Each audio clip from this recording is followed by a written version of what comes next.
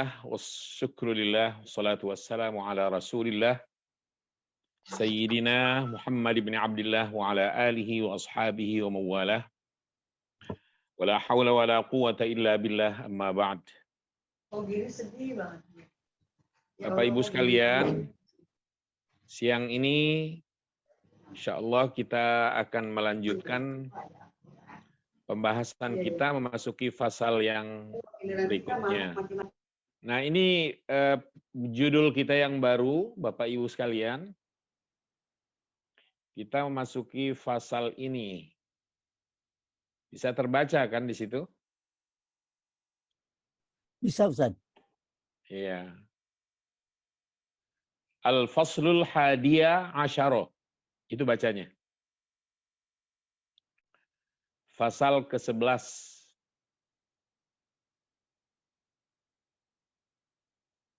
Al-Faslu Al-Hadiyah Asyara. Fasal ke-11. Judulnya Ba'dul Wawahiril Arabiyyah.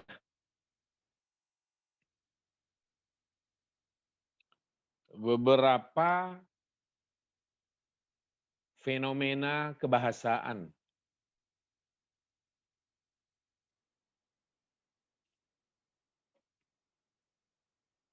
Fenomena kebahasaan Arab. Halaman 7. Az-Zahirah itu artinya adalah hal-hal yang mengemuka. Jadi kita istilahkan dengan fenomena. Hal-hal yang nyata, yang nampak. Ba'dul Zawahiril Arabiyyah.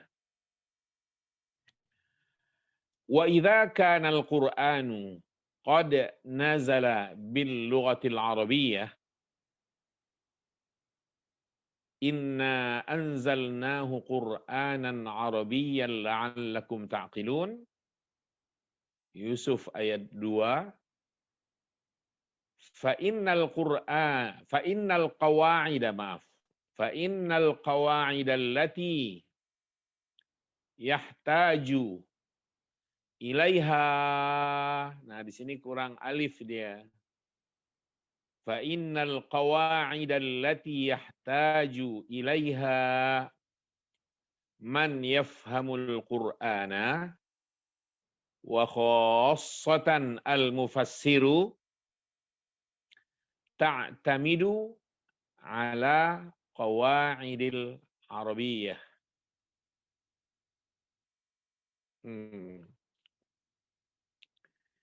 Hingga di situ kita balik lagi.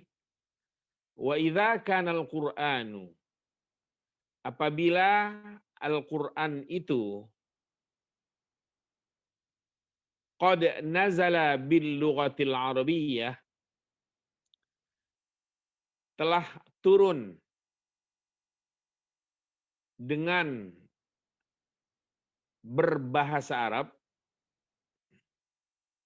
sesuai dengan firman Allah, sesungguhnya kami inna anzalnahu, telah menurunkannya Qur'anan Arabiyyan. Quran, sebuah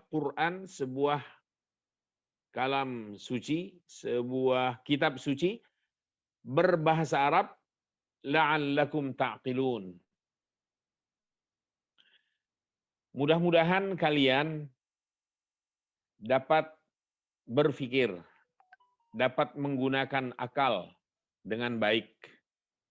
Mengapa Al-Quran itu Allah turunkan berbahasa Arab? Dan mengapa harus berbahasa Arab? Mudah-mudahan kalian bisa mencernanya dengan baik. Nah, kata apabila di awal tadi belum ada jawaban. Apabila Al-Quran telah turun dengan berbahasa Arab, nah, jawabannya mulai dari sini. Fa'innal qawa'id, maka sesungguhnya kaidah-kaidah allati yang yahtaju ilaiha, dibutuhkan oleh man yafhamul Qur'ana, orang yang akan memahami Al-Quran, wa khassatan al-mufassiru, secara lebih khusus atau secara khusus orang-orang yang akan menafsirkannya atau para mufassir atau orang yang menafsirkannya, ta'tamidu ala, kaidah-kaidahnya bertumpu pada atau bersandar atas qawaidil arabiyyah, kaidah-kaidah bahasa Arab.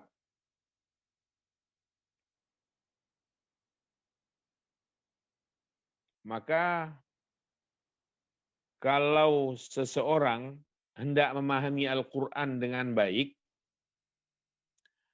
apalagi hendak menafsirkan Al-Quran, ayat-ayat Allah ini dengan baik, maka modal dari sekian modal yang harus ia persiapkan, dia harus menguasai, harus punya modal kaidah bahasa Al-Quran, yaitu kaidah bahasa Arab. Tanpa kaidahnya, maka mustahil pemahamannya secara umum akan lurus. Pasti di sana-sini akan kita temukan penyimpangan-penyimpangan pemahaman, kesalahpahaman terhadap maksud Al-Quran. Karena nggak bermodalkan kaidah bahasa Arab yang dimaksud. Walihadhil umur buhuthun kathiratun. Persoalan ini memiliki bahasan yang banyak atau pembahasan yang banyak, buhuthun kathiratun fi furu'il arabiyyah wa ulumiha, dalam cabang-cabang bahasa Arab dan ilmu-ilmunya. Ya, maksudnya bukan cuma berhenti sebatas nahwu, tata bahasa, harus juga memahami sorofnya, morfologi, yaitu ilmu tentang olah kata, tentang perubahan kata. Kalau nahwu itu kan tentang kedudukan kata sekaligus i'rabnya, harokat akhirnya. Nah, itu bahasa nahwu. Tapi sorof juga harus. Selain juga harus punya pengetahuan mengenai balaghah, yaitu ilmul bayan, ilmul ma'ani, ilmul badi', supaya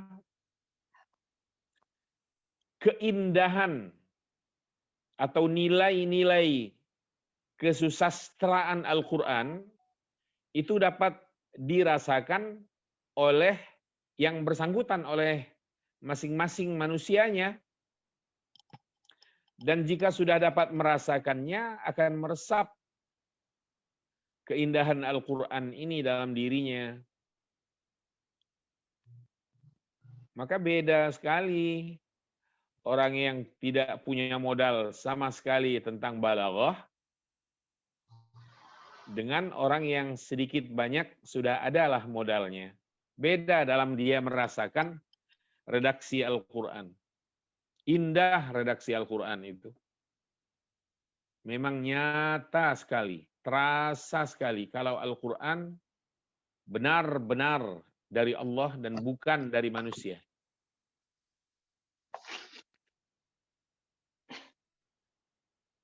Nah, sekarang yang akan dikemukakan di sini nanti adalah beberapa hal saja, bukan semua, sebahagian, tentang fenomena menyangkut kebahasaan Al-Quran.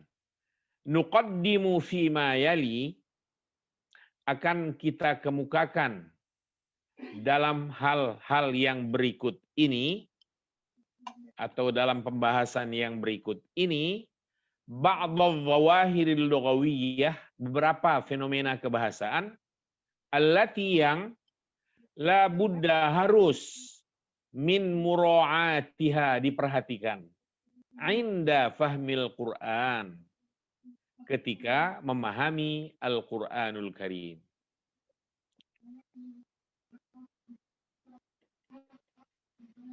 Nah, kita masuk ke bagian al-alif. Yang pertama ad-dhamair. Ad-dhamair itu bentuk jamak dari kata ad-dhamir. Ad-dhamir itu arti Indonesianya adalah kata ganti.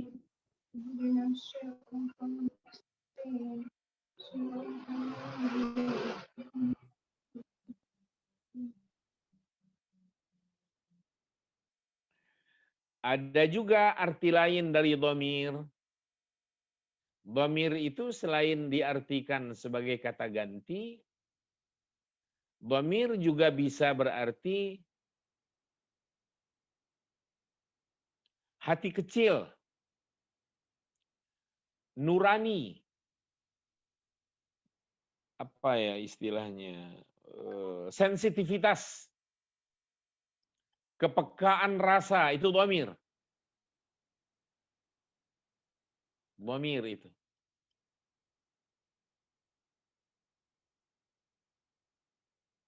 Jadi contoh saja ya, contoh. Kalau ada orang yang kita lihat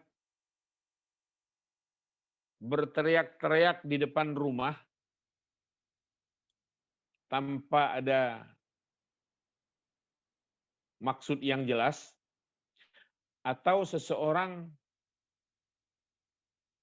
di lingkungan rumah sakit merokok umpamanya. Orang semacam ini namanya nggak peka, nggak punya dhamir. Kita bilang nggak punya dhamir. Ya.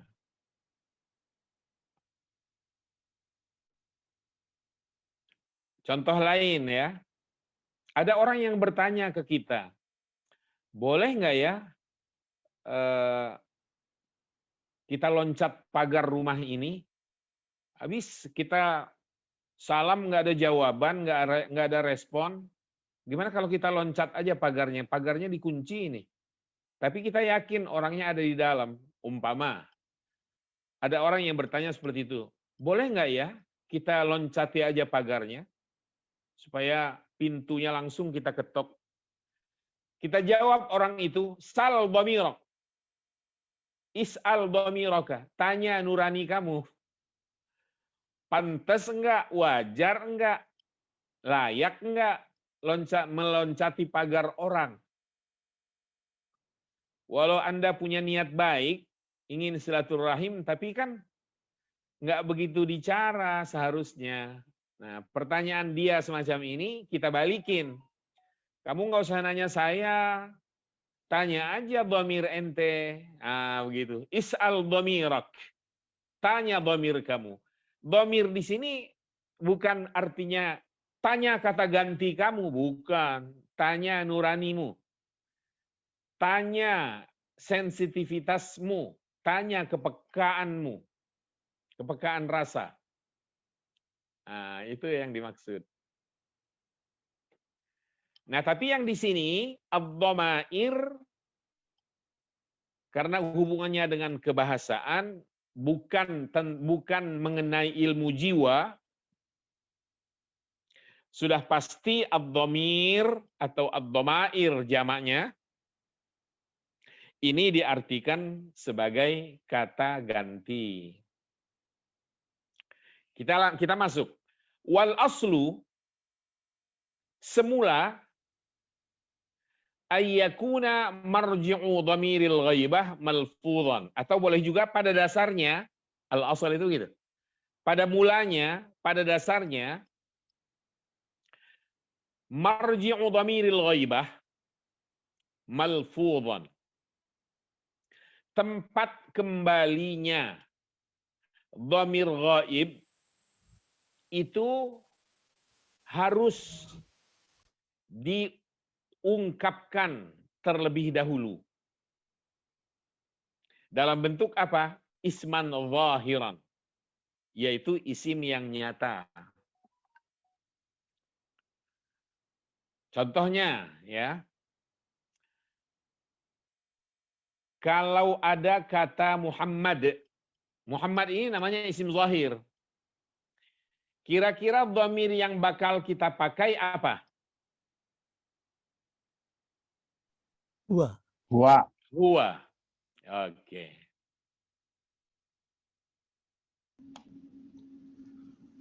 Contohnya ya, saya beri contoh dulu. Muhammadun fil masjidi. Kita masih menggunakan kata isim zahir, yaitu Muhammad. Muhammadun fil masjidi. Huwa yusalli al-zuhra. Sudah tepat belum kalimat saya begini?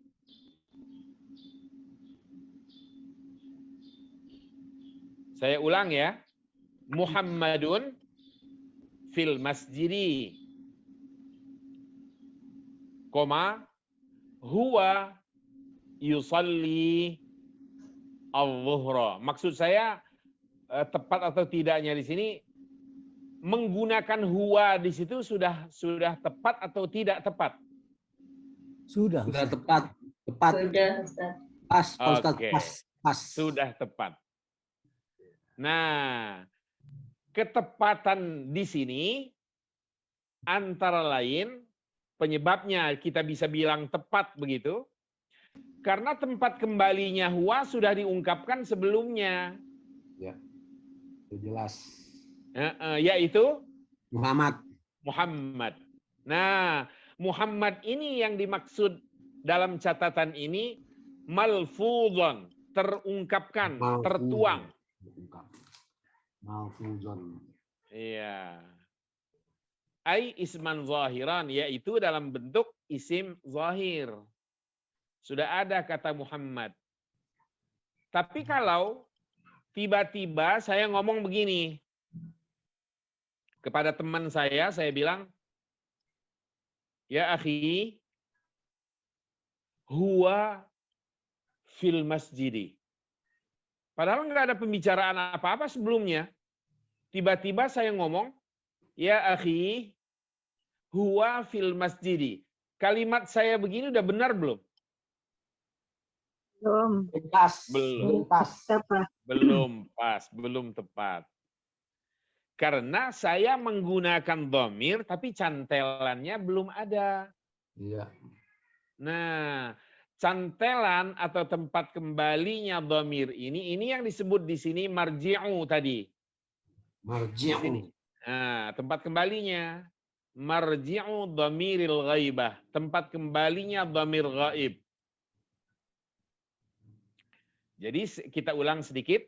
Wal aslu, pada dasarnya atau semula, pada mulanya, ayyakuna marji'u dhamiril ghaibati, tempat kembalinya dhamir ghaib itu harus, hendaknya, malfuzan, tertuang atau terungkap, terucapkan.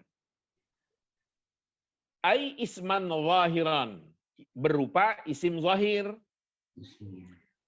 Sabiqan 'ala dhamir, yang mendahului dhamir itu.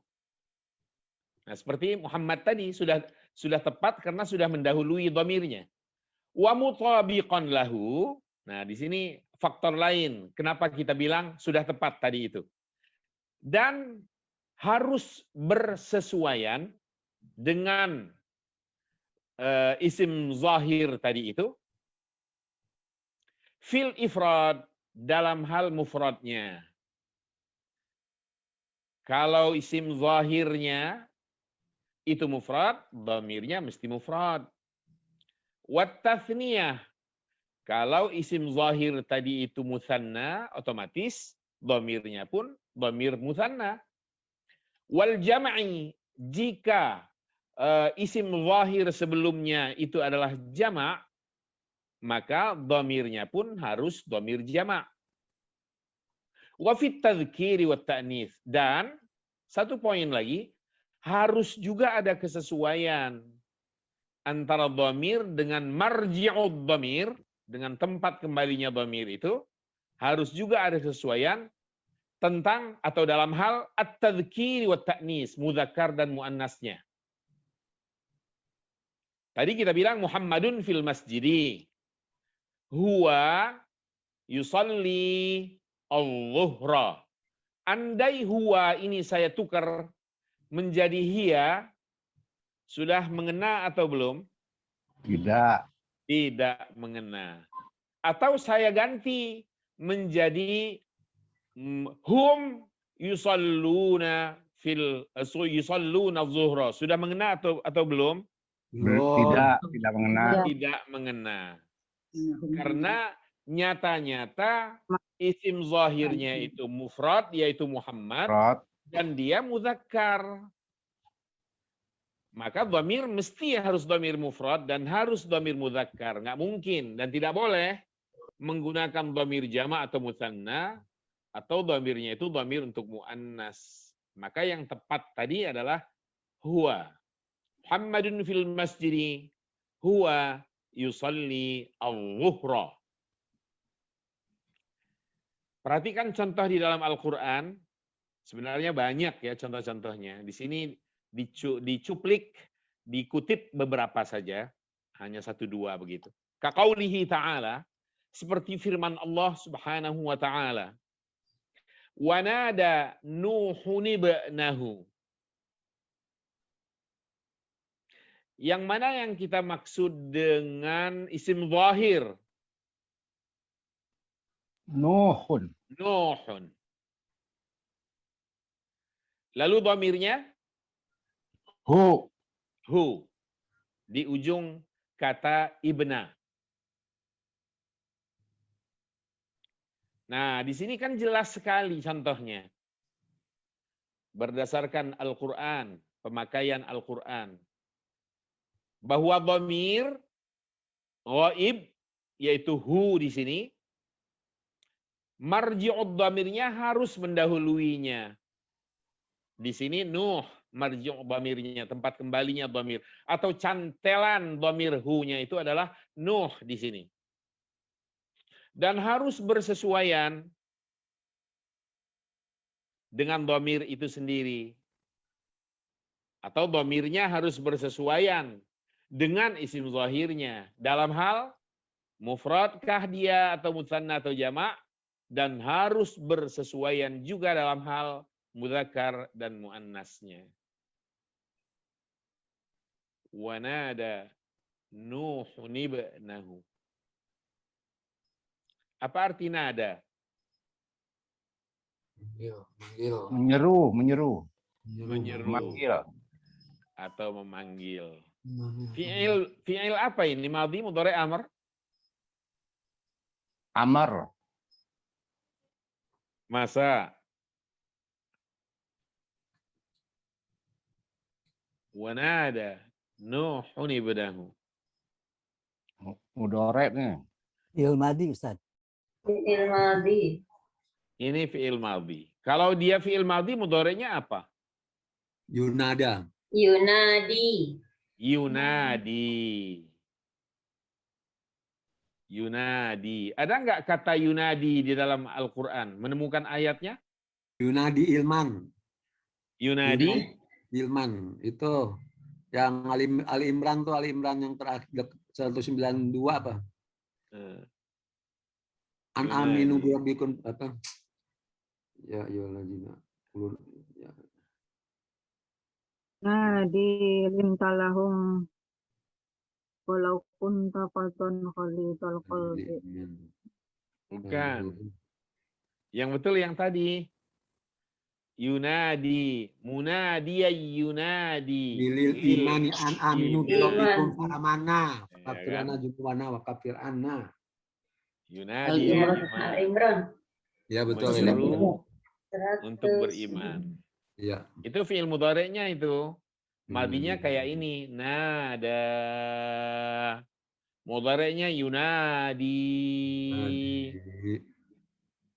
Amarnya nadi. Ya-nya hilang. Nadi. Apa kedudukan kata Nuh di sini? Maf'ul bih. Nah, Nuhun kok. Fa'il. Fa'il. Oh iya, Nuhun. Dia marfu. Kalau maf'ul bih mansub dia kan? Mansub ya. Wa nada Nuhun. Nuh memanggil. Siapa yang dipanggil? Mana sih? Anaknya. Anaknya. Ibnahu. Kalau begitu apa kedudukan ibna? Maf'ulun bih. Maf'ulun bih. Hubungan ibna dengan domir berikutnya, domir sesudahnya, hubungan apa? Idhofah. Idhofah. Mana mudhaf ilaih? Ibna Ibna mudhaf. Ibna mudhaf. Ilaih. Ya ilah mudhaf. Iya. Ibna mudhaf, domirnya mudhafun ilaih fi mahalli jarrin. Jadi walau tertulis hu di sini,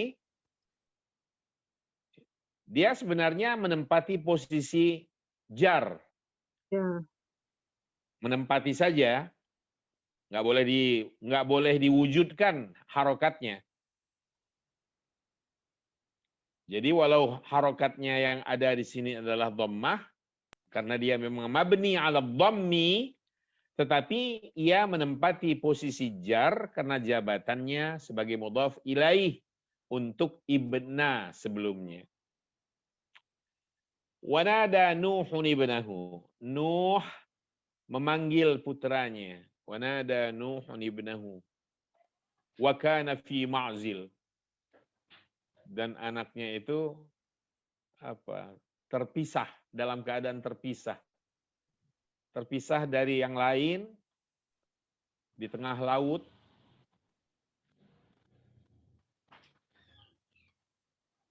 Wa kana fi ma'zili ya bunayya irkam ma'ana. Wahai putraku, irkam ma'ana. Naiklah, bergabunglah kamu, naik ke perahu ini bersama kami. Irkam ma'ana. Tapi kan anaknya nggak mau. Malah jawab, qala sa'awi ila jabali ya'simuni minal ma'.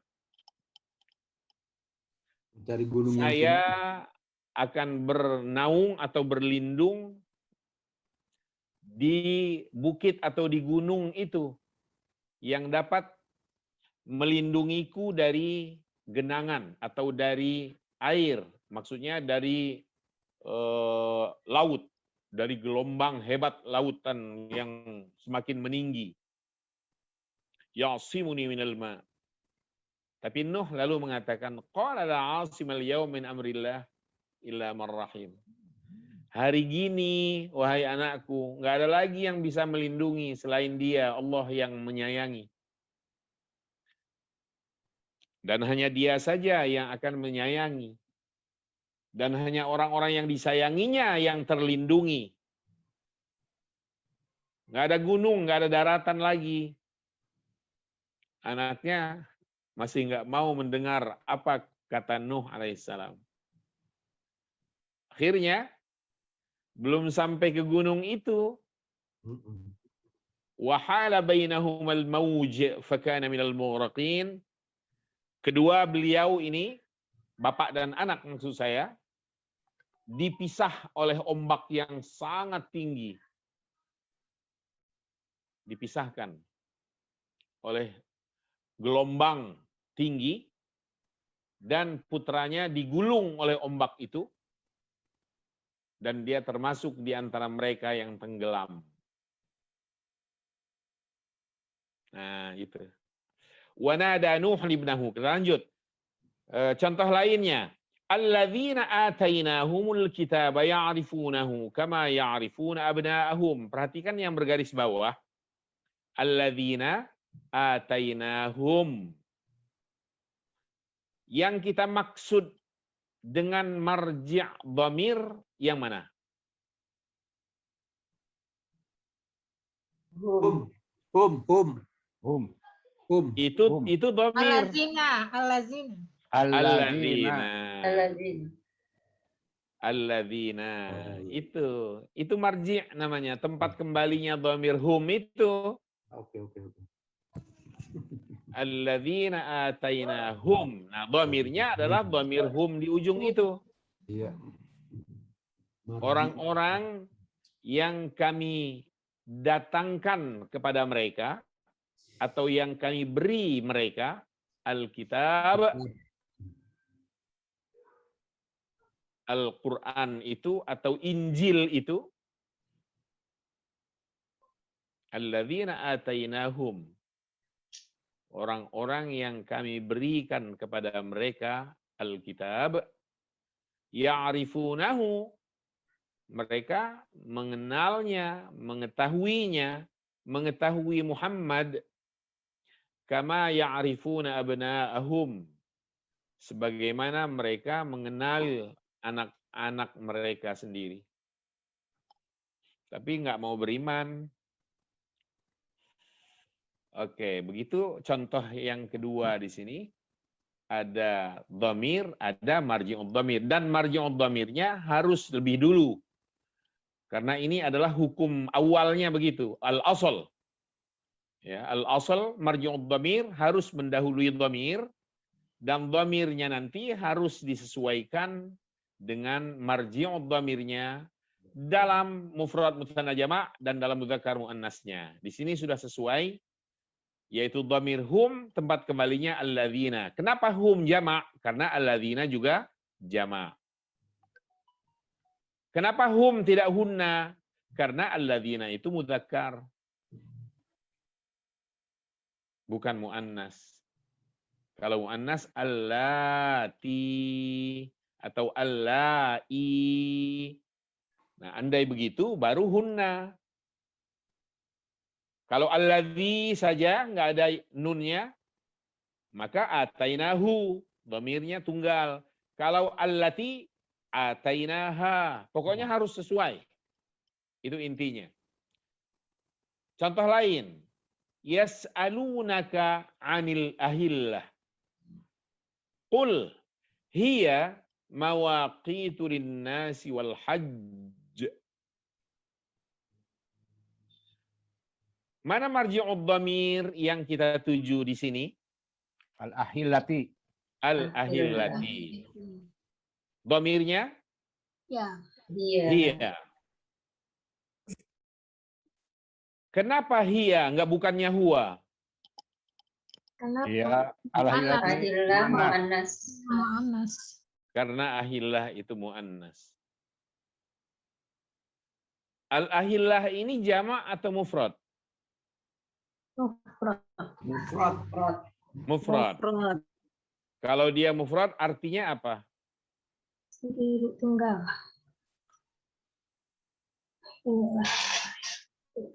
Apa yang kalian tahu al-ahillah? Bulan sabit, Ustaz. Bulan sabit. Tapi ini jamak. Bentuk tunggalnya hilal.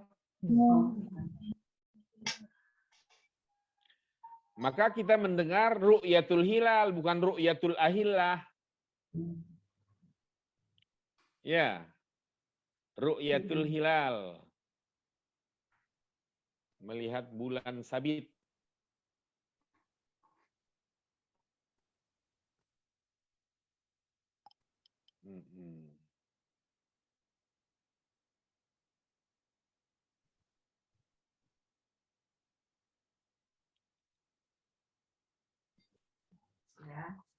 Kenapa disebut bulan sabit?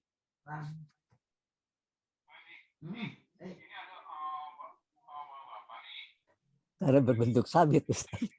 Kenapa bentuk sabit? Bentuk seperti sabit. Memangnya tanggal 1, untuk memastikan bahwa besok tanggal 1 umpamanya, tanggal 1 bulan haji umpamanya, kemarin itu. Sore ini kan diadakan ru'yatul hilal kan? Betul, Ustaz. Memang yang di ru'yah sudah berbentuk sabit. belum kelihatan malahan kadang-kadang. Belum. Baru berbentuk garis kecil sekali. Iya. Kalau berbentuk sabit itu kira-kira sudah tanggal 3, tanggal 5 gitu, baru kelihatan bentuknya kayak arit gitu. Iya. Kayak lambangnya komunis itu. Iya. Tinggal ngasih palu aja.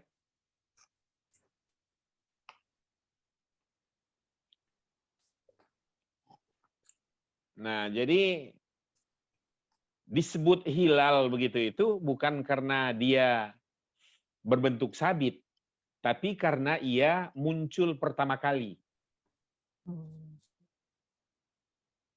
Muncul pertama kalinya itulah yang dinamakan hilal.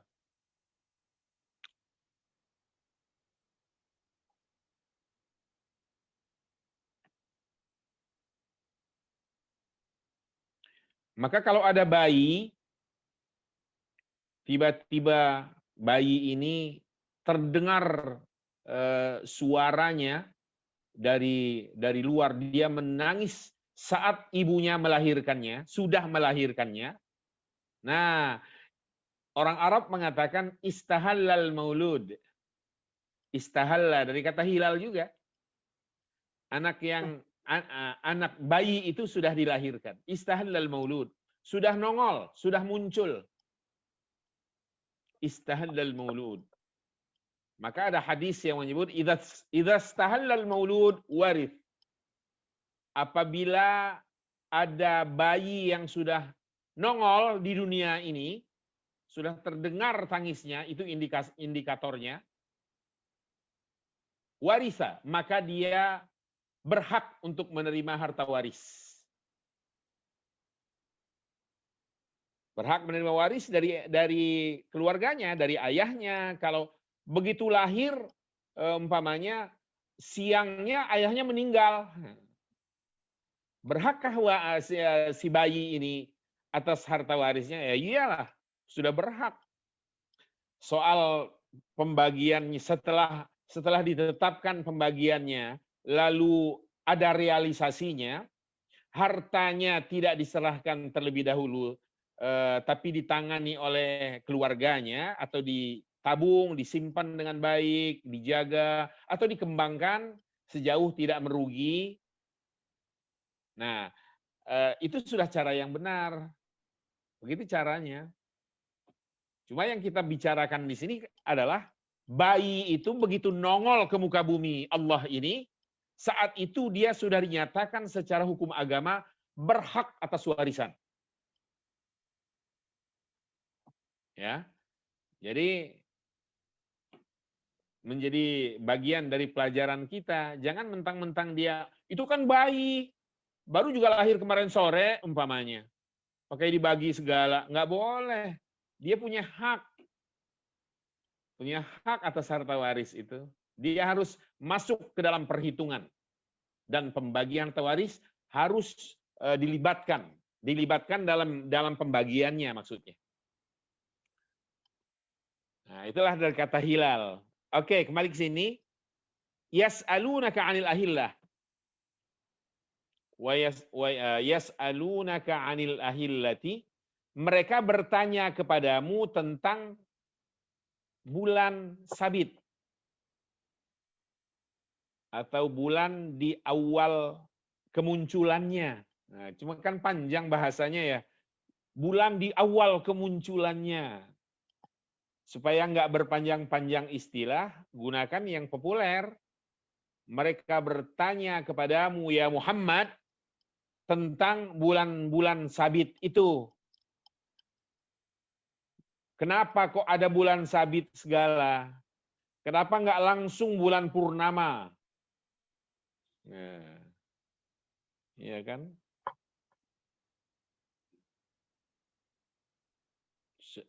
Yang cahayanya itu terang. Namanya cahaya purnama alias Ahok. Kok Ahok? Ahok kan cahaya purnama.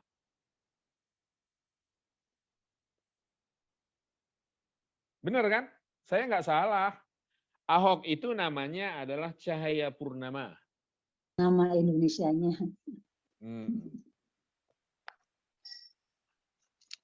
Kenapa tidak muncul bulan purnama saja umpamanya? Kok pakai bulan sabit segala atau ada kemunculan awal sekecil itu? Ada apa dengan ini semua? Allah membimbing Rasulnya, jika ada pertanyaan seperti itu, untuk apa fungsinya? Qul, jawab Muhammad, hiya bulan sabit seperti ini, bulan-bulan sabit yang selalu berulang setiap awal bulannya itu, mawaqitu linnas, dia itu adalah ketentuan waktu bagi manusia, bagi hidup manusia, dalam aktivitas manusia, wal hajj, sekaligus juga untuk menentukan waktu haji. Kalau hilal bulan Zulhijjah nggak ketahuan, bagaimana bisa kita tahu tanggal 9 Arafah? Nah, kalau tanggal 9 yang nggak ketahuan, bagaimana kita bisa mengatakan besok hari raya Idul Adha? Nah, jadi hubungannya ke sana. Sebagai ketentuan waktu bagi manusia. Mawaqitu linnasi wal hajj. Terutama waktu hubungannya dengan ibadah. Bulan Ramadan. Kalau nggak ada hilal, sulit kita untuk bisa tiba-tiba bulan purnama aja. Waduh, gimana? Kapan kita memulainya? Memulai berpuasa Ramadan. 15 hari kemudian, langsung bulan purnama lagi. Kapan kita lebaran hari raya Idul Fitri? Jadi Allah melalui ayat ini menerangkan kepada kita hamba-hambanya yang beriman kepadanya bahwa awal bulan, kemunculan bulan dalam bentuk kecil di awalnya seperti itu untuk fungsi penetapan waktu, terutama hubungannya dengan ibadah manusia kepada Allah Subhanahu wa taala. Termasuk penetapan waktu dalam ibadah haji. Dan kalau kita perhatikan kehidupan alam loh ya, kehidupan alam di lingkungan kita, tanaman, hewan, apalagi di laut, lebih lagi, ya, hewan-hewan laut, isinya ikan segala macam, itu tunduknya kepada bulan-bulan Islam, Muharram, Safar dan seterusnya. Maksud saya, kalau awal bulan karena masih gelap sekali, ikan nggak mau muncul, sehingga mudah bagi nelayan untuk untuk memancingnya. Tapi ketika bulan sudah mulai terang, ikan-ikan ketika dalam keadaan gelap, ikan-ikannya justru bermunculan, sehingga memudahkan nelayan untuk menangkap atau memancingnya. Tapi ketika sudah terang bulan itu, ikan-ikannya lari, kabur, menguburkan diri mereka ke kedalaman samudera sana. Sehingga sangat menyulitkan para nelayan untuk menangkapnya. Maka kalau bulannya bulan purnama atau bulan terang lah pokoknya, mulai dari tanggal 12, 13, 14, 15, 16, 17 begitu, ikan agak berkurang yang dapat ditangkap oleh para nelayan. Nah, begitu masuki fase gelap, apalagi kalau sudah di puncaknya tanggal 27, 28, 29, atau kalau ada 30-nya 30, tanggal 1, tanggal 2, nah itu ikan banyak sekali.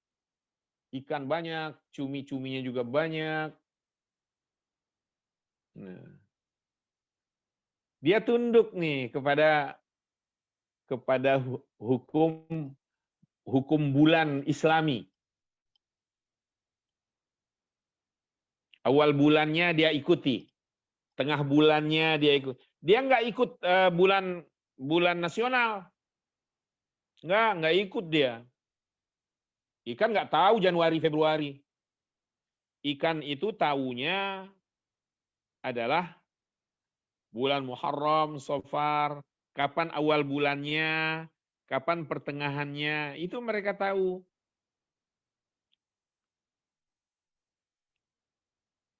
Di luar itu mereka nggak tahu.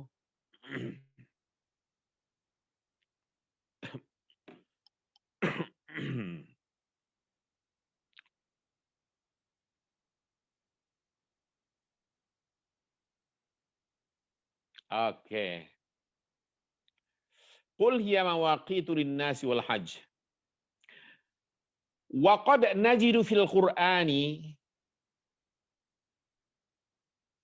terkadang kita qad kalau bertemu dengan fi'il mudhari', maka qad itu litahyin istilahnya untuk menunjukkan kadangkala, kadang-kadang, terkadang, enggak selalu. Itu qad bertemu dengan fi'il mudhari' najidu. Najidu mudhari', madinya apa kira-kira? Nada. Wajada. Wajada. Wajada yajidu. Kalau untuk dia, kalau untuk nahnu najidu. Kalau wajada mudhari'nya yajidu, kalau wasala Yasilu. yasilu. Kalau wasala mudhari'nya yasilu, kalau wa'ada Ya'idu. wa'ada Ya'idu. ya'idu. Kalau wa'ada mudhari'nya ya'idu, kalau wathaba Wasaba yasibu. yathibu. Kalian tahu arti wathaba? Meloncat. Wathaba itu meloncat. Meloncat. Loncat. Waw, tha dan ba. Meloncat itu wathaba. Kalian tahu arti wa'ada? Wa'ada mengadakan ya. Bukan. Menyiapkan. Bukan. Wa'ada. Berjanji. Berjanji. Berjanji. Kalian tahu arti wasala tadi?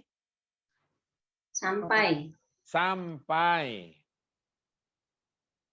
Kalian tahu arti wajada barusan? Mendapati. Mendapati. Kembali ke sini. Wa qad najidu, terkadang kita mendapati atau menemukan fil Quran, di dalam Al-Quran itu, ma yabdu, sesuatu yang nampaknya, yabdu itu nampak. Madinya bada. Yang kelihatannya, mungkin bahasa dialek harian kita, sesuatu yang kelihatannya gitu.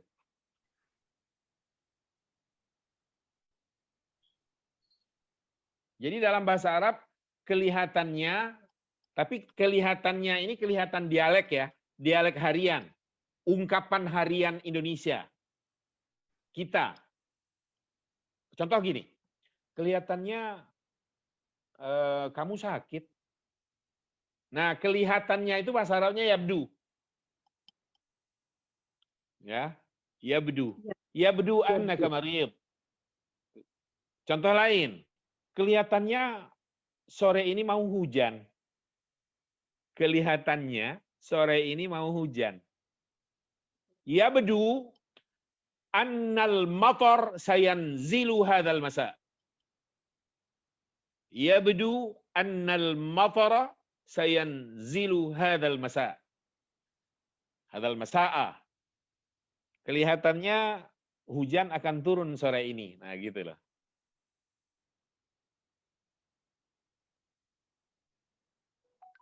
Nah, di sini yabdu ka'annahu, terlihat seakan, nampaknya seakan-akan, ka'annahu itu seakan-akan, yukhalifu hadzal asl, menyalahi kaidah dasar ini tadi.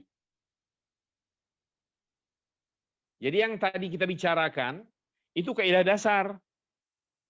Yang mana? Kaidah dasar mengenai dhamir dalam pemakaiannya. Dhamir itu ketika dipakai, dhamir ghaib, maka marji dhamirnya harus di depan, mendahuluinya. Dan harus ada kesesuaian antara dhamir ghaib ini dengan marji'ud dhamirnya. Dalam hal mudzakkar muannas atau mufrad mutsanna jama' fi ifradihi wa tasniyatihi wa jam'ihi wa tadhkirihi wa ta'nisihi, harus bersesuaian. Ini kaidah ini. Susunan normal semacam ini. Nah, maka di sini diungkapkan wa qad najidu, kadang-kadang kita menemukan fil Quran, di dalam Al-Qur'an itu ma yabdu, sesuatu yang nampaknya ka'annahu, seakan-akan yukhalifu hadzal asl, menyalahi kaidah dasar barusan. Kaidah pokok tentang dhamir ini tadi. Nah, yang mana? Di sini diberikan beberapa contoh. Lihat. Fima yali ba'du amthilatihi. Pada yang berikut ini beberapa contohnya. Contoh yang seakan-akan menyalahi kaidah dasar tadi. Yang pertama, qad yakunu marji'ud dhamir mutadamminan lahu.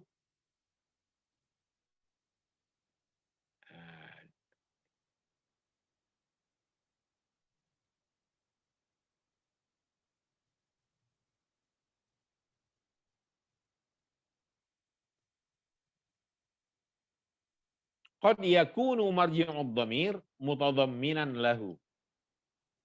Apa maksud kalimat ini? Terkadang, kadang terjadi marji'ud dhamir itu, atau tempat kembalinya dhamir itu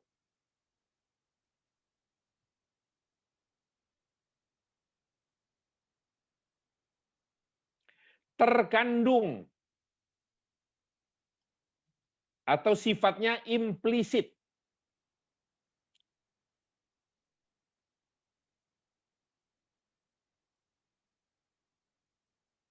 Bagi dhamir itu. Jadi marji'nya, tempat kembalinya itu tidak terungkap secara nyata.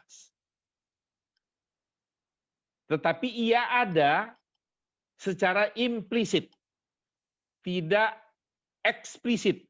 Tidak tertuang gamblang, lugas, nyata. Sehingga tidak muncul sejelas-jelasnya ke permukaan. Tapi ia implisit ada. Ada di dalam suatu kata. Kita lihat firman Allah ini. Kaqaulihi ta'ala, seperti firman Allah. Ya ayyuhalladzina amanu kunu qawwamina lillahi syuhada'a bil qist. Wala yajrimannakum syana'anu qaumin ala alla ta'dilu. Nah, di sini mulai masuk perintahnya. I'dilu huwa aqrabu littaqwa. Sebelum kita jelaskan lebih jauh, mana yang merupakan dhamir yang ingin kita angkat di sini?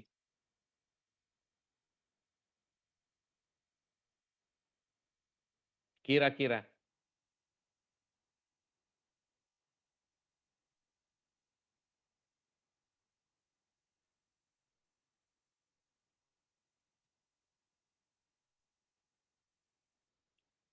Ada ditemukan?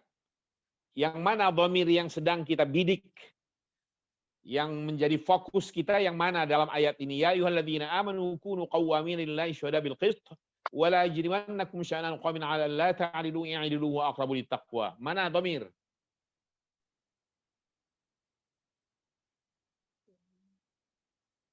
Huwa. Ada Yang terakhir. ditemukan? Yang mana? Huwa Huwa aqrabul yang- Oke, taqwa. dhamirnya jangan panjang-panjang, huwa doang. Huwa. Aqrabunya enggak. Nanti orang tanya, aqrabu emang dhamir apa? Littaqwa emang dhamir apa? Nah, huwa saja yang menjadi dhamir itu. Jadi sudah benar jawabannya, huwa itu dhamirnya.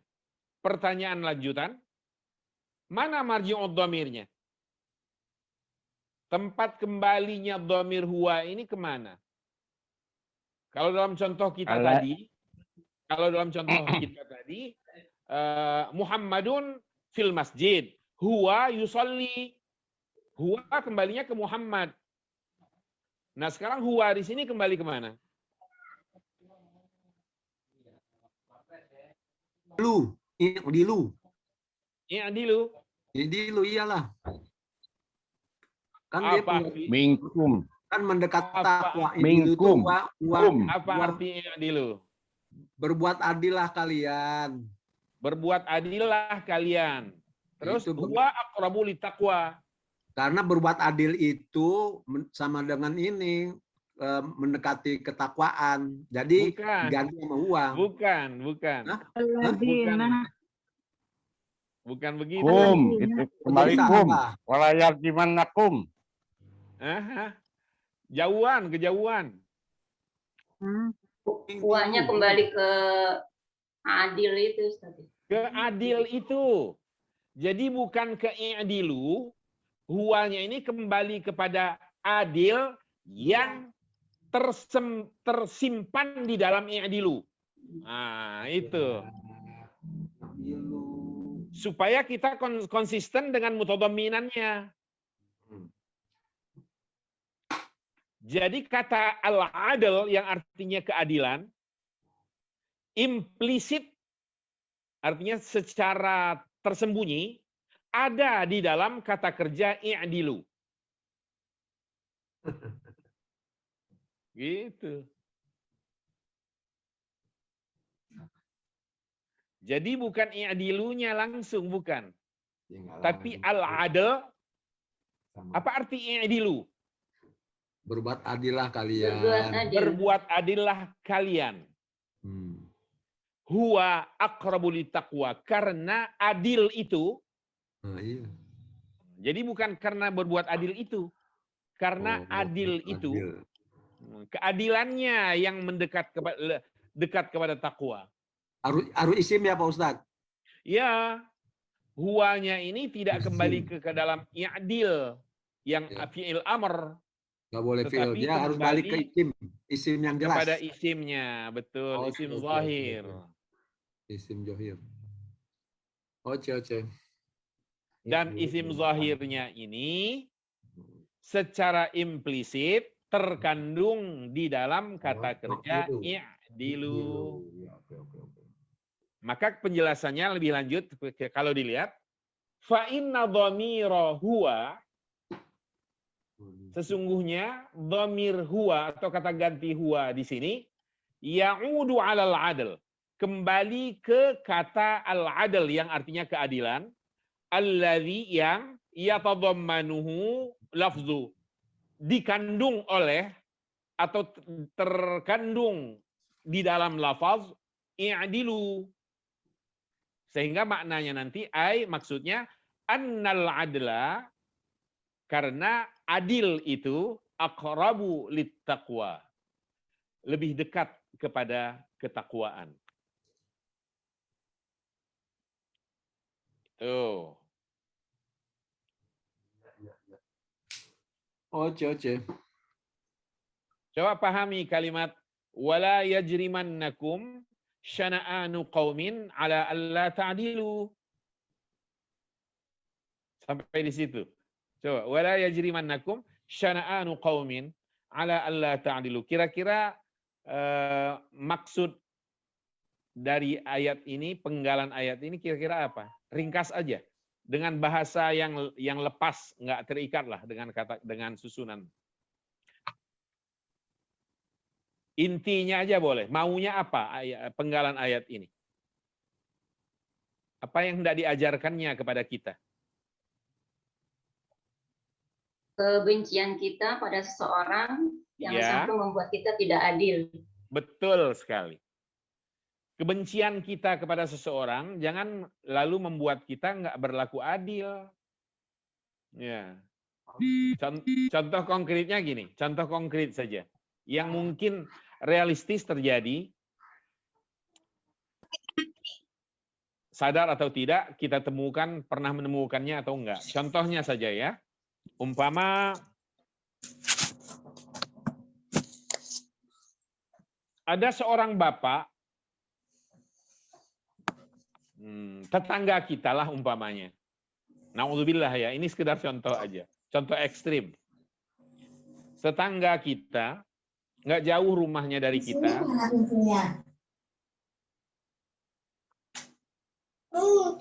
Mana pensil?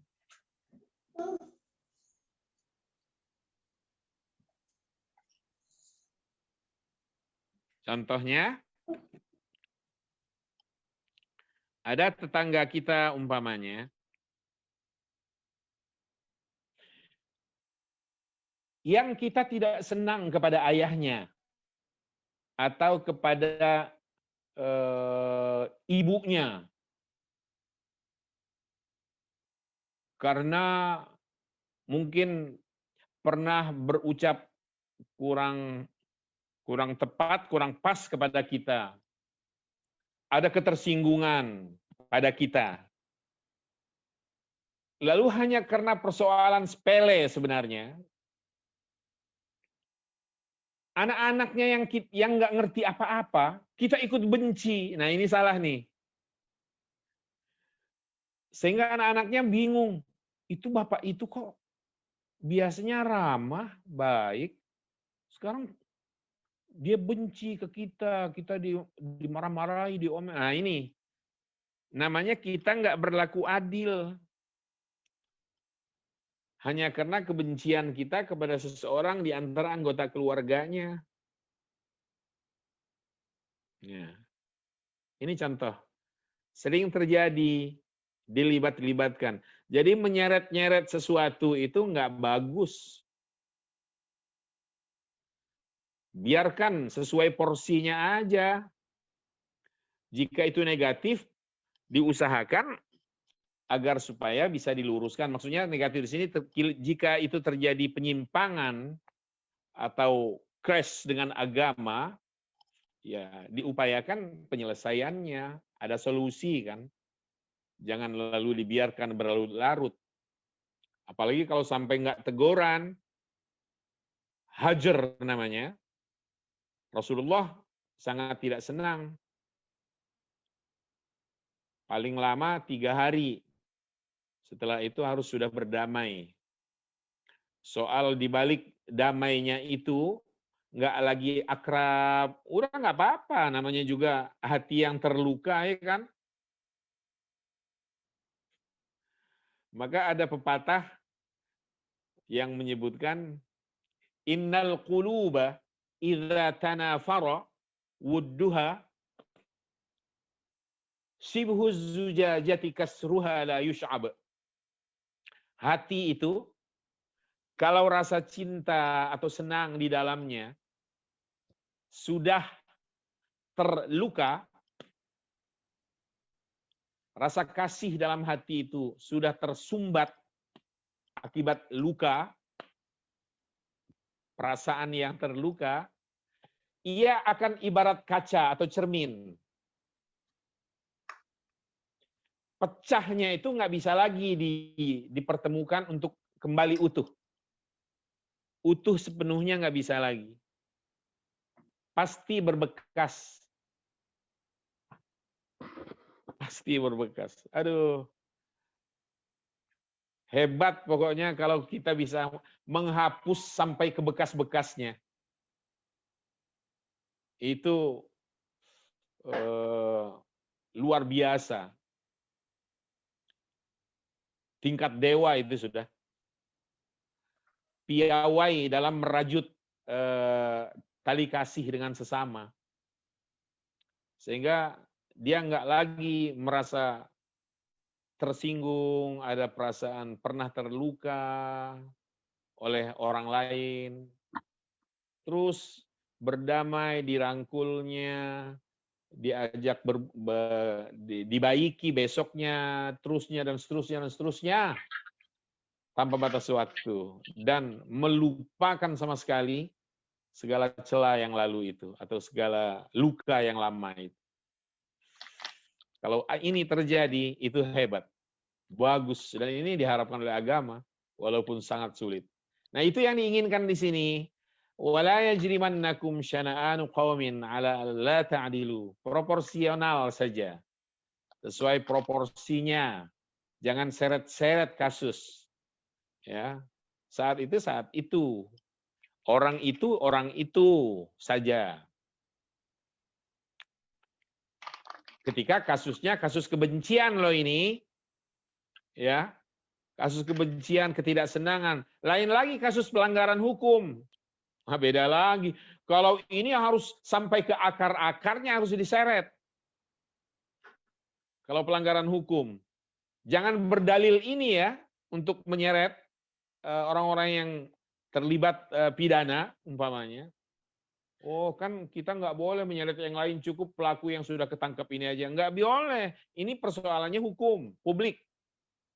Tapi kalau yang dituju oleh ayat ini adalah persoalan silaturahimnya yang pernah terganjal sesuatu, terkendala. Nggak cair komunikasinya. Nah, hal-hal yang begini ini proporsional saja. Jangan menyeret-nyeret yang sudah-sudah atau yang lain-lain. Ya, kalau melihat cacat manusia, semua punya cacat, semua punya aib, semua celah ada.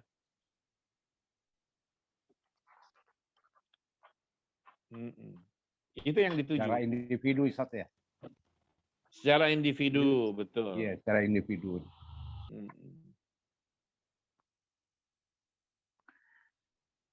Damainya tidak ikhlas ya Pak Ustadz? Damainya tidak ikhlas bagaimana? Iya, maksudnya katanya harus baik, tapi hati tidak bisa dikibuli ya? Iya, maka itu tadi. Hati yang pernah terluka, ada goresan sebelumnya, jika dipertemukan kembali itu nggak bisa seutuhnya. Cuma sudah bagus ketimbang harus berlepas sama sekali sehingga tidak saling tegur sapa dan dianggap musuh untuk selamanya. Nah, ini kesalahan namanya. Tapi yang penting kita sudah menyatakan permohonan maaf kalau kita yang bersalah, mengaku salah, kita berdamai dan sudah baik. Nah, soal kemudian nggak lagi akrab seperti sebelumnya, itu soal lain lagi. Manusiawi itu. Manusiawi. Maka pesan moralnya adalah jangan lukai hati sesama. Bahasa agimnya, jagalah hati. Jangan kau nodai. Itu dijaga supaya nggak ada yang terluka. Termasuk dengan sesama. Sesama di sini maksudnya dalam lingkup keluarga sendiri. Suami dengan istrinya, maka harus proporsional juga. Kasus saat itu jangan diseret-seret yang lalu. Kayak bersih diri aja, gitu loh. Nggak usah menyeret-nyeret kasus silam. Yang sekarang aja. Selesaikan. Biar beres. Berdamai. Gitu. Dan nggak usah mengungkit-ungkit yang lalu. Pekerjaan kantor jangan diseret-seret ke rumah. Marah kita di rumah jangan dibawa ke kantor. Ya, keluar dari rumah mukanya udah nggak jelas lagi. Karena ada yang diomelin di rumah mungkin.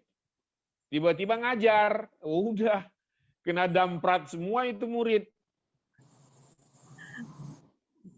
Sehingga murid-muridnya bingung, ini bapak ini atau ibu guru ini ada apa ini? Nggak ada angin, nggak ada hujan, ngomel-ngomel, nggak jelas. Ternyata habis ngomelin anaknya. Ini nggak proporsional. Wala yajrimannakum syana'anu qaumin ala alla ta'dilu. I'dilu. Berlaku adillah. Karena adil itu lebih dekat kepada ketakwaan kepada Allah Subhanahu wa taala. Oke, coba lihat nomor 2. Qad yakunu marji'ud dhamir mutaakhiran lafdhan. Terkadang tempat kembalinya dhamir itu secara lafaz berada di akhir. Berada di akhir setelah dhamir. Padahal kaidah dasarnya dhamir itu berada di akhir, justru tempat kembalinya mendahului dhamir. Tetapi di dalam Al-Qur'an qad yakunu marji'ud dhamir, terkadang tempat kembalinya dhamir menjadi berada di akhir. Mutaakhiran lafdhan, secara lafaz. Kama fi qawlihi ta'ala, sebagaimana firman Allah, fa'aujasa fi nafsihi khifatan Musa. Aujasa itu artinya merasa. Fi nafsihi, di dalam jiwa atau hatinya, dalam dirinya boleh. Khifatan itu artinya takut. Musa ya Nabi Musa alaihissalam. Coba lihat. Fa'aujasa fi nafsihi khifatan Musa. Yang kita tanyakan, mana dhamir yang kita sedang cari di sini? Yang menjadi fokus bahasan. Hi. Hi pada nafsihi ya?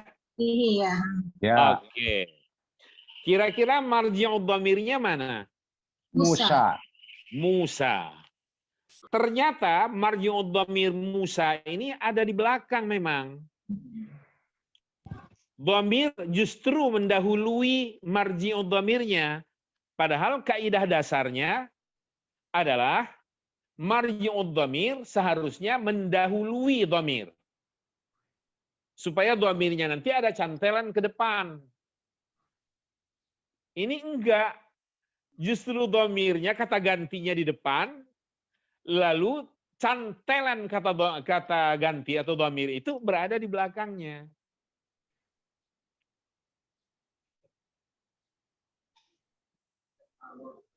Kalau pertanyaannya, kok bisa begini? Jawabannya beberapa, banyak sekali. Yang pertama, kalau mau ketus jawabannya, terserah Allah. Nah, kita bisa apa? Ini kalamnya. Nah, tapi kan itu nggak menyelesaikan persoalan. Jawabannya ketus banget. Terserah Allah lah. Kepo aja umpamanya. Terserah Allah. Jawaban yang lain, kenapa kok marji' dhamir?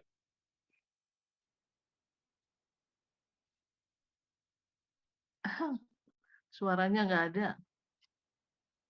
Suaranya nggak ada Pak Guru, Pak Ustadz. Mencet. Sekarang udah kedengaran kan? Sudah. Iya. Nah, tadi itu ada yang mencetnya. Jawaban yang kedua adalah karena kaidah bahasa tidak seluruhnya menjangkau Al-Quranul Karim.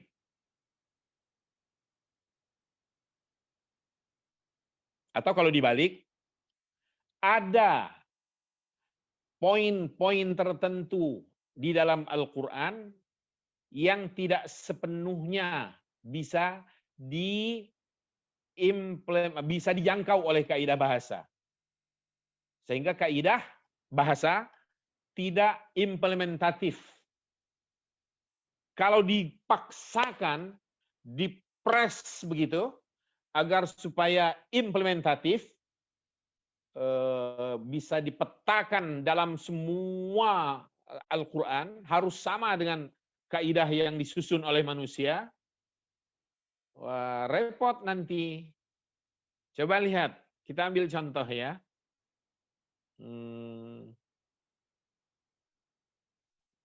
Kaidahnya kalau ada qad bertemu dengan fi'il mudhari, arti qad adalah kadang-kadang, begitu ya? Ada Ya. ayat berbunyi qad naro taqalluba wajhika fis sama. Apa iya kita bisa artikan, Muhammad, kadang-kadang kami melihat tengadah wajahmu ke langit, meminta sesuatu dalam doa, dalam pengharapan. Kadang-kadang kami lihat loh Muhammad, kadang-kadang kami di sini Allah. Qad nara taqalluba wajhika fis sama. Kalau qad diartikan kadang-kadang karena bertemu dengan fi'il mudhari, naro, ra'a yaro, naro, taro, nahnu naro. Kadang-kadang kami melihat, ini bertentangan dengan akidah. Kita nggak boleh mengatakan Allah kadang-kadang melihat, kadang-kadang tidak. Ya. Boleh nggak kita begitu secara akidah Islam? Allah itu kadang-kadang melihat, kadang-kadang enggak. Tidak boleh. Nggak Mustahil. boleh. Mustahil, itu mustahil bagi Allah itu.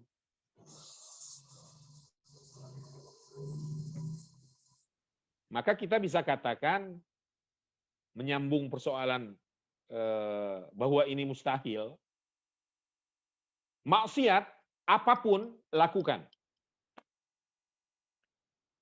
Boleh berzina, boleh membunuh, boleh mencuri, boleh merampok, boleh begal, boleh ini, boleh itu, boleh ini. Segala maksiat boleh dilakukan. Dengan syarat Allah tidak melihat.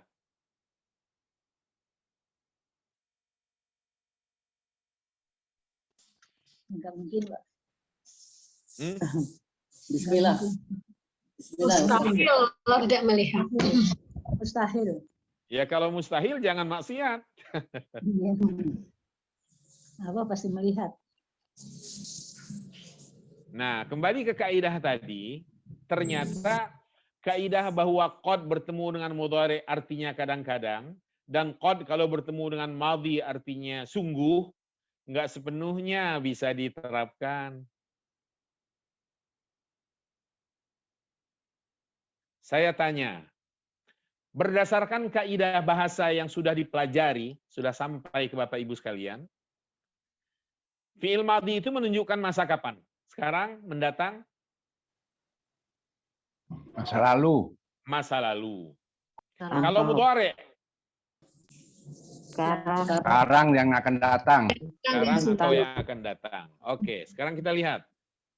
Wa qul ja'al haqqu wa zahaqal batil. Ja'a itu fi'il madhi. Zahaqa juga fi'il madhi. Ya. Perhatikan ayat ini ya. Wa qul, katakan Muhammad, ja'al haqqu. Kebenaran telah datang. Wa zahaqal batil. Zahaqa juga fi'il madhi loh, yang artinya sirna, lenyap. Dan kebatilan telah lenyap. Memang begitu? Kebenaran itu adalah Islam. Apakah dengan datangnya Islam kebatilan lenyap?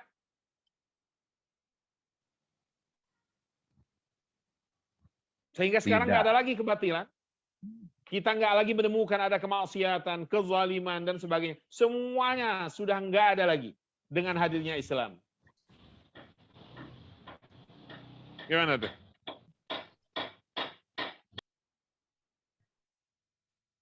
Maka zahaqa tadi walaupun dia fi'il madhi harus dipahami sebagai fi'il mudhari dalam makna Akan hilang.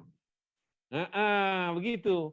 Katakanlah kebenaran itu telah datang dan kebatilan akan sirna. Kebatilan akan lenyap. Secara bertahap akan lenyap. Karena kebatilan itu pasti terkalahkan. Nggak bisa tidak. Itu Pak Kebatilan. Ustadz. Ya. Pak Ustadz, itu bentuk yang madi tapi kita artikan akan, itu artinya Allah tuh juga masih menyerahkannya tergantung manusianya. Kalau manusianya masih bandel-bandel aja ya tetap aja kan gitu maksudnya Pak Ustadz, barangkali. Betul sekali. Kalau kayak gini Pak Ustadz, kun, fayakun itu kan mudori dia ya kan? Kun kan apa? Jadi maka jadilah, maka akan jadilah. Nah itu kan berarti lewat proses juga Pak Ustadz. Tapi kalau itu kan Allah yang ngomong. Iya. Kalau yang ngomong itu kan sesuatu yang pasti. Nah Allah sendiri yang udah pasti, kenapa dia bentuknya ngebiarin mudhari juga Pak Ustadz? Pertama, mudhari itu bisa diartikan saat ini. Yang kedua, andai diartikan yang akan datang, Allah atau Islam ini juga mengajarkan melalui firman-firman Allah bahwa semua itu dengan proses. Oh ya. Iyalah. Bumi dan langit ini diciptakan dalam 6 masa. Ya, 6 fase. Fi sittati ayyam. Coba kita bertanya secara akidah lah ya, dalam frame atau bingkai akidah. Maha kuasakah Allah jika dia berkehendak menciptakan langit dan bumi seketika? Kuasa. Maha kuasa. Tanpa proses itu. Tanpa sittati ayyam. Bisa, maha kuasa Allah. Bisa, kalau tergantung Allah. Nah, tapi kan Allah berkehendak agar menempuh atau melalui proses. Ya. Nabi Isa tanpa proses, tidak berbapak. Adam dan Hawa lebih tidak berproses. Tanpa ayah, tanpa ibu.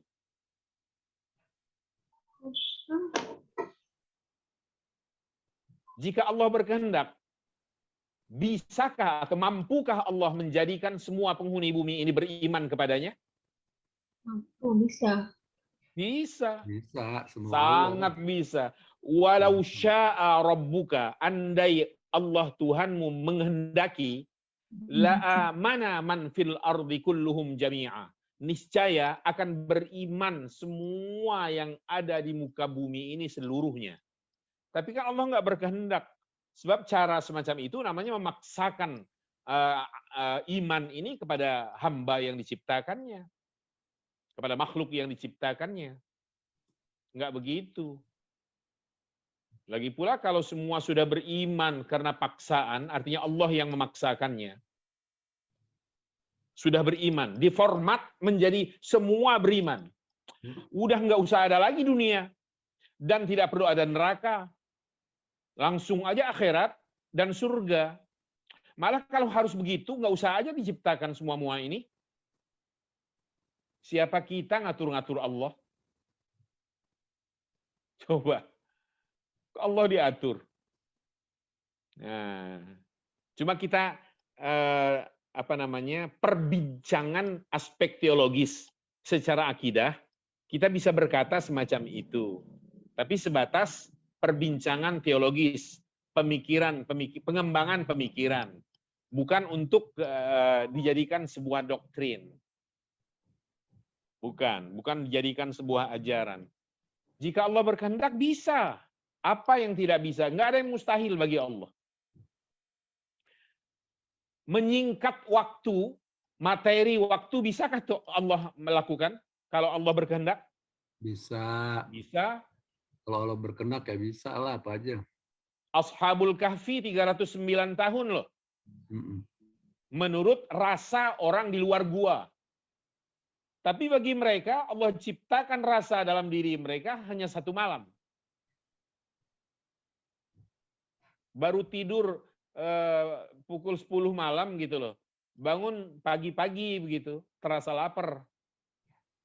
Kuku nggak memanjang, padahal 309 tahun. Kuku tidak memanjang, rambut tidak beruban, dan tidak memanjang juga. Mata mereka kekuatannya sama dengan sebelum mereka tidur dalam gua itu. Pada 309 tahun yang lalu. Coba. Maha kuasa Allah untuk menyingkat waktu. Sekarang ini Bapak Ibu, sebentar-sebentar Rabu, ketemu lagi studi naskah. Sebentar-sebentar hari Ahad. Kayak baru Ahad kemarin, tiba-tiba sudah Ahad lagi. Seperti baru Jumat kemarin kita sholat di sana, tiba-tiba sekarang sudah Jumat lagi. Saking cepatnya waktu. Tiba-tiba habis bulan. Ini sekarang kita sudah memasuki bagian-bagian akhir juga dari bulan Zulhijjah. Kayak baru kemarin ya, sapi kita potong. Tiba-tiba sekarang sudah segera memasuki Muharram 1443 Hijriah. Saking cepatnya.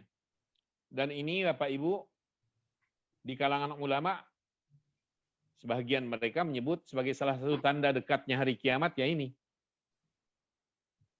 Munculnya rasa dalam diri umat manusia, betapa singkatnya waktu, dan betapa ringkasnya jarak. Sehingga seakan tidak ada lagi sekat-sekat pemisah antar ruang, antar negara. Olimpiade di Tokyo bisa disaksikan pada hari ini, pada jam ini, kira-kira begitu. Walau selisih waktunya di sana, tapi yang terjadi di belahan bumi sebelah sana bisa disaksikan di sebelah sini gitu loh. Tanpa jeda waktu yang terlalu lama.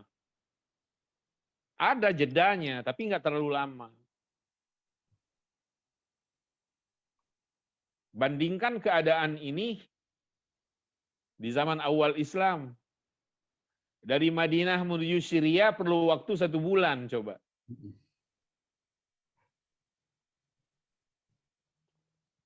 Sekarang dari Jeddah masuk Madinah kurang dari 40 menit. Naik pesawat tapi. Madinah, Jeddah. Dari Jeddah masuk ke Bandara Sultan Abdullah di Madinah, itu kurang dari 40 menit menyusuri pantai Laut Merah. Karena zamannya modern. Ini tanda dekatnya kiamat. Mudah-mudahan kita semua bahagia di hadirat Allah nanti ya. Amin. Mulia. Umur singkat, dunia juga sebentar. Dan setelah itu pulang ke kampung halaman. Kampung halaman. Iya, banyak orang yang nggak suka pulang. Benci sekali kepada kepulangan. Dikira pound sterling, dolar, yen, segala ini real. Ini sudah segalanya. Terkesima dengan bunga-bunga dunia. Aduh. Ustaz, Sutranya yang dipakai itu kan kotorannya cacing aja. Iya ya, gimana? Pak Ustadz boleh nanya Pak Ustadz? Ini soal kaidah bahasa. Ya. Tadi Pak Ustadz bilang bahasa tidak selalu mengimplementatif atau tidak selalu menjangkau apa kata Al-Quran. Ini soal kata ganti Pak Ustadz. Kalau kata ganti di Al-Quran itu, kalau Allah itu seolah-olah dia laki-laki terus. Tapi kan kita nggak boleh kalau bilang Allah itu. Tapi di Al-Quran misalnya huwalazi khalaqalakum ma jami'an. Nah itu kan kayak dia Allah. Nah selalu kalau di Al-Quran Allah itu kata ganti selalu dia laki-laki ya Pak Ustadz. Tapi kan kita nggak boleh bilang Allah itu laki-laki. Iya, kita nggak mengatakan laki-laki. Yang dilihat di situ adalah kata. Ya bahasanya aja. Iya, segi bahasa. Rasul, adakah perempuan? Nggak ada. Nggak ada. Kalau nabi ada perempuan. Nabilah. Nabilah nama anak. Nabila. Rasul, nabi semuanya laki-laki. Tapi perhatikan dalam Al-Quran, Rasul itu kan jamaknya rusul ya. Rusul. Nah, perhatikan kalimat Al-Quran. Tilkar rusul, pakai tilka loh. Tilka muannats. Muannas, karena yang dilihat kata. Bukan makna di balik kata. Oh. Kalau makna di balik kata, dia laki-laki. Atau mudzakkar. Jadi yang dilihat itu aspek kata. Jadi rusul itu muannats dong ya? Pakai Muannats. tak marbutoh. Enggak lah. Ar-rusul kan nggak ada taknya, tapi dia jamak itu saja sudah menunjukkan dia muannas Oh. dari segi kata. Maka ketika kata kerja digunakan, kata kerja muannas. Perhatikan ayat yang lain. Tawaffathum. Tawaffat pakai taknis. Tawaffathum rusuluna. Mereka diwafatkan oleh Rasul kami. Jadi yang dilihat adalah aspek kata. Kata. Iya. Kata.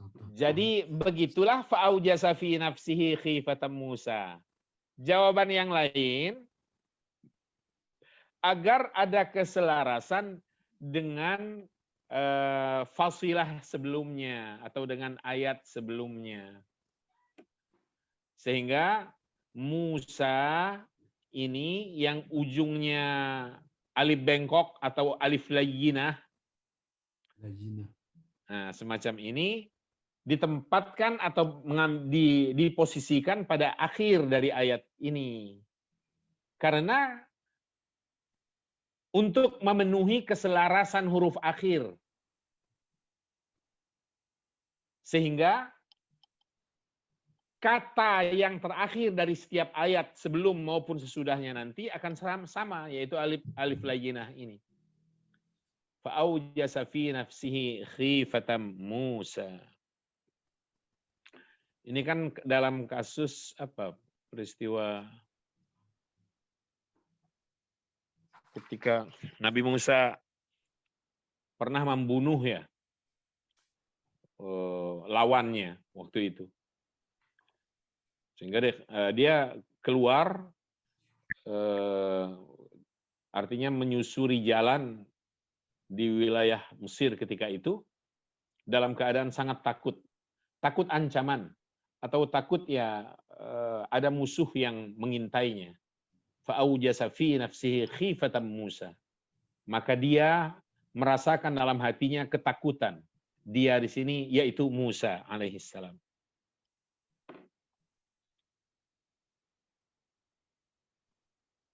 Itu selanjutnya qad yakunul marji'u mutaakhiran dallan alaihi. Terkadang tempat kembalinya dhamir itu diakhirkan atau berada di akhir dallan alaihi, yang menunjukkan sebagai tempat kembalinya dhamir.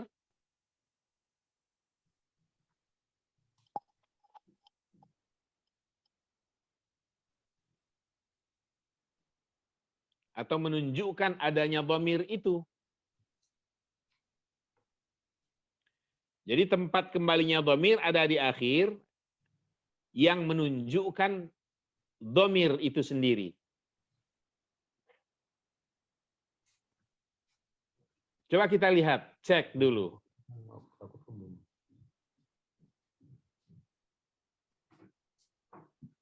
Falaula idza balagatil hulquma.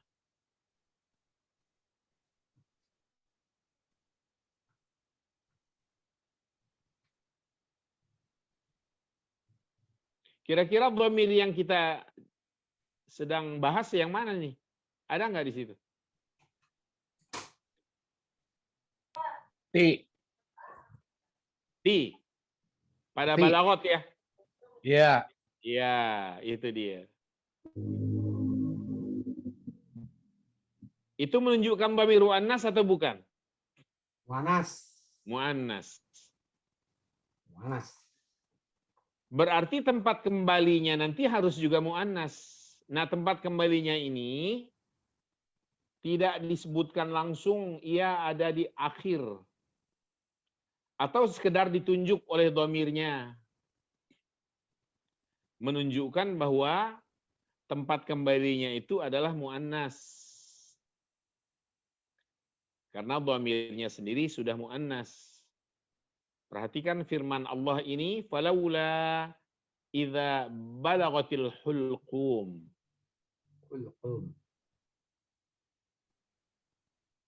Penjelasannya, fadhamirur raf'i mudmar.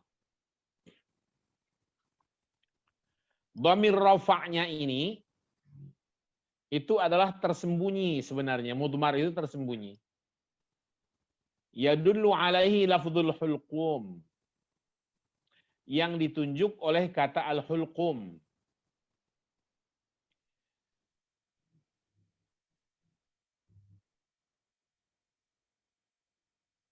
Tempat kembalinya seharusnya di sini, bukan fadhamir, tempat kembalinya dhamirnya itu yang sedang tersembunyi. Falaula idza balagatil hulqum, tempat kembalinya tersembunyi, bahwa ada yang tersembunyi ditunjuk oleh kata al-hulqum.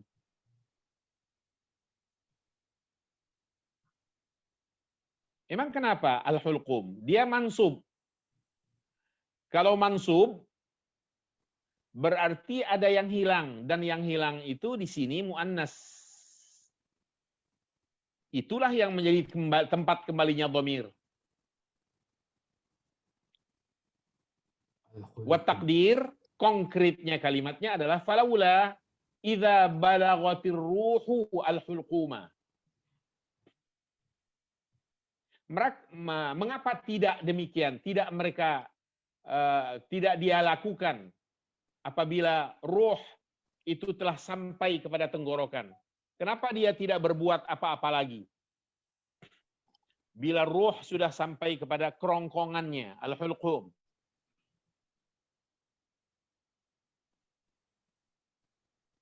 Ruh itu muannas. Sama dengan an-nafas, jiwa, itu muannas.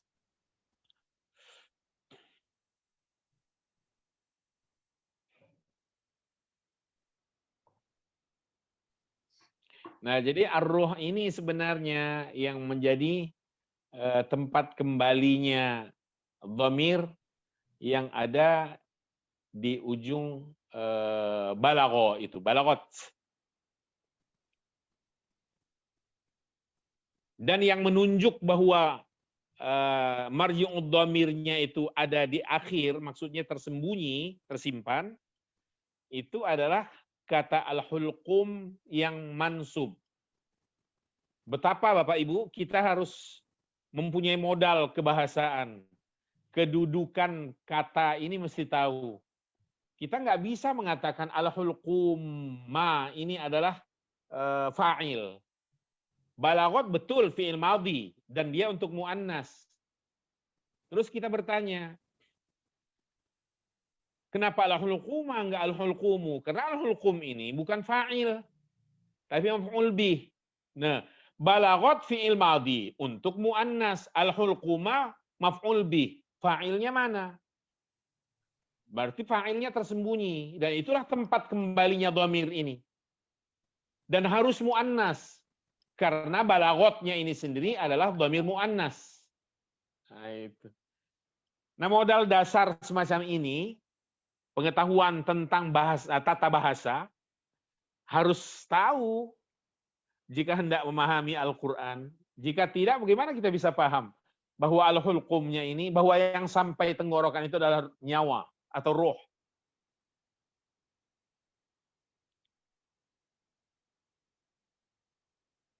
Oke. Wa antum hina idzin tanzurun, dan kalian ketika itu melihat.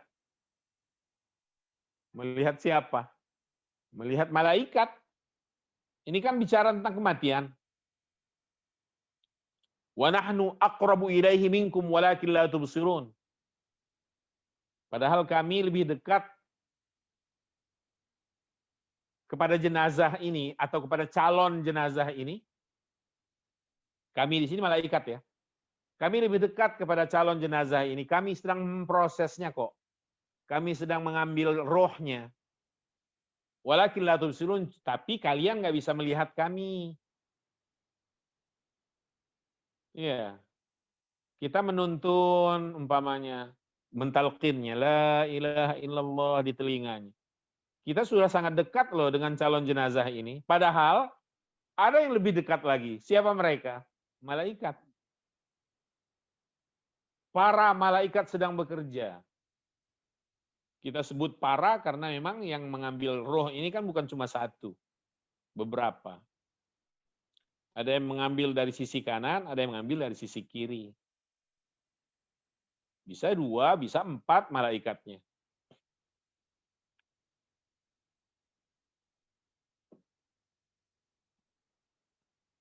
Namanya malakul maut, malaikat kematian.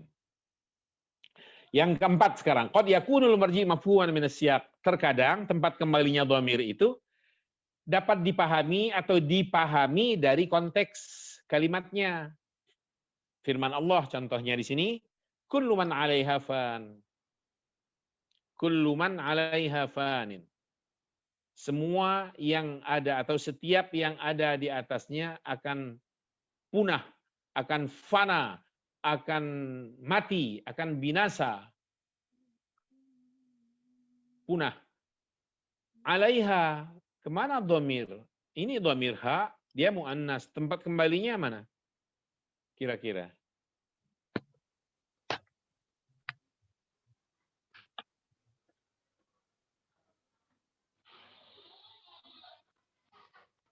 Alal ardi, di sini ada penjelasan. Ai alal ardi maksudnya adalah di atas bumi ini. Pertanyaannya, dari mana kita tahu bahwa itu bumi? Dari konteksnya. Nggak ada orang yang kekal di atas kehidupan di muka bumi ini. Hewan tidak kekal, manusia tidak kekal, tumbuh-tumbuhan tidak kekal, bangunan tidak kekal, nggak ada yang kekal. Berarti 'alaiha 'alal ardi.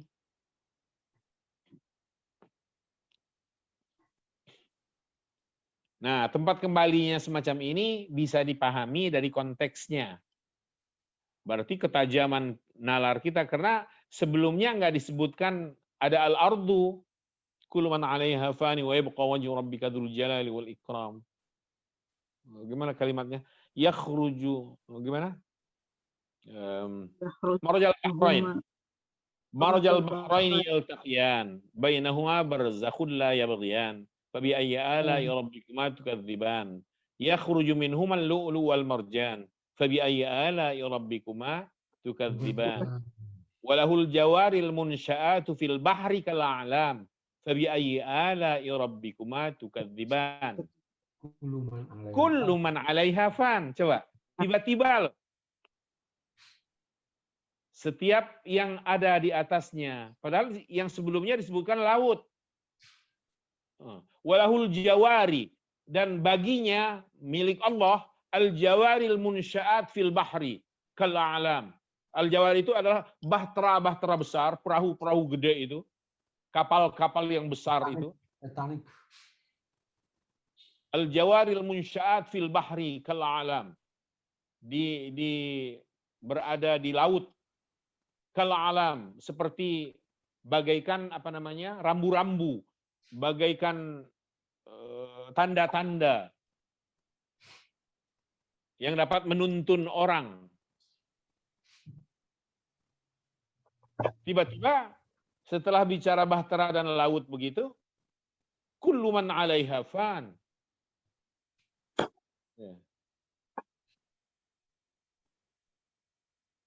Setiap yang ada di atasnya akan punah. Wa yabqa wajhu rabbika dzul jalali wal ikram. Yas'aluhu man fis samawati wal ard kulla yawmin huwa fi sya'n. Fa bi ayyi ala'i rabbikuma tukadziban. Oke. Ini dari konteksnya bisa dipahami bahwa tempat kembalinya dhamir ha ini adalah bumi. Dan al-ardu yang artinya bumi ini muannas. Annas. Wa qawlihi, dan seperti firman Allah juga, inna anzalnahu fi lailatul qadar, sungguhnya kami telah menurunkannya pada malam yang sempit. Pada malam yang sempit.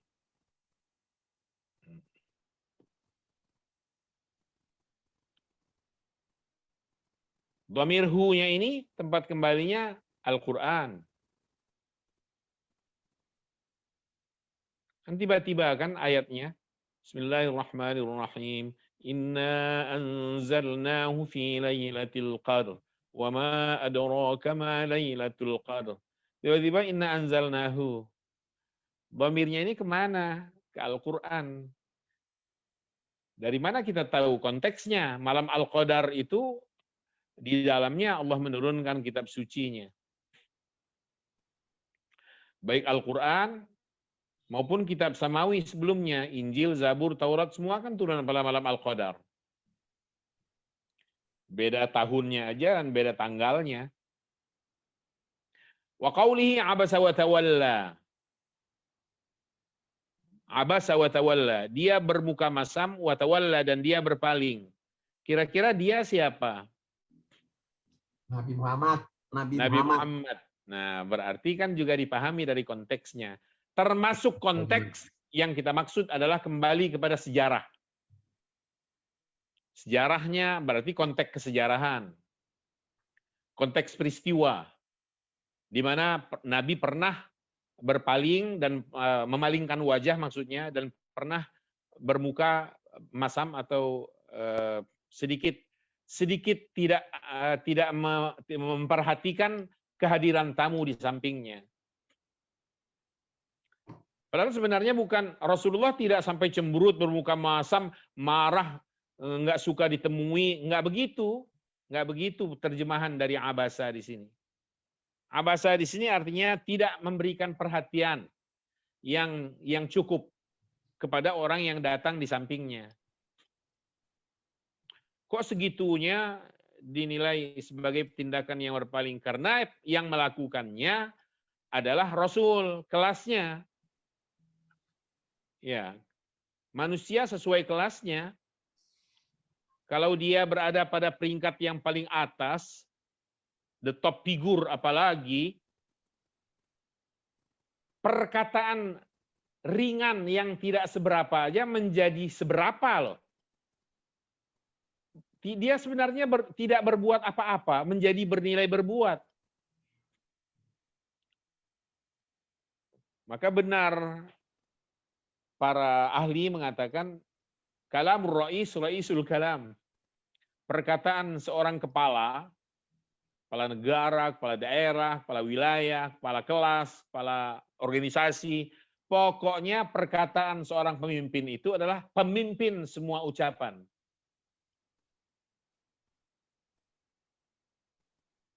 Di atas. Kesalahan kecil jadi besar. Tergelincir sedikit ngomongnya, jadi besar. Iya. Sedunia tahu. Karena salah ngomong. Sedunia tahu. Itu resikonya. Begitu juga di sini. Abasa wa tawalla. Dihubungkan kepada Muhammad Rasulullah sebagai tempat kembalinya dhamir. Kemudian terakhir.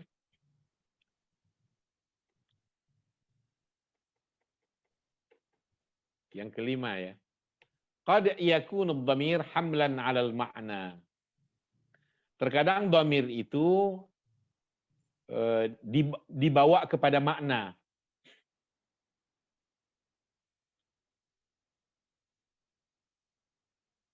Tidak dibawa kepada kata. Sehingga dari segi kata, Mungkin muannas gitu loh. Tapi karena maknanya adalah makna muzakkar, dhamir yang digunakan muzakkar. Ini jarang kita temukan dalam bahasa biasa kalau bukan Al-Qur'an. Jadi tempat kembalinya dhamir yang diambil maknanya, bukan kata. Dari segi kata dia muannas, tempat kembalinya dhamir itu. Tetapi karena yang diambil adalah maknanya, sedang maknanya dimaksud adalah mudzakkar, maka dhamir yang dipakai pun mudzakkar. Perhatikan ayat ini. Faqaulihi ta'ala wa atun nisa' shudaqatihinna nihlah. Fa in tibna lakum 'an syai'in minhu nafsam. An-Nisa ayat 4.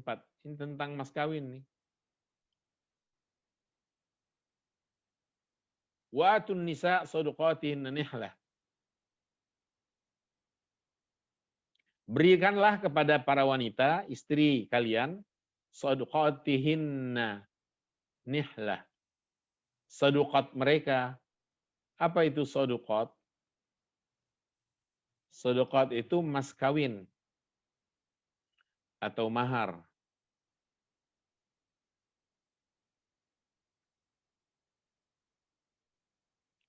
Fa in tibna lakum an syai'in minhu nafsan.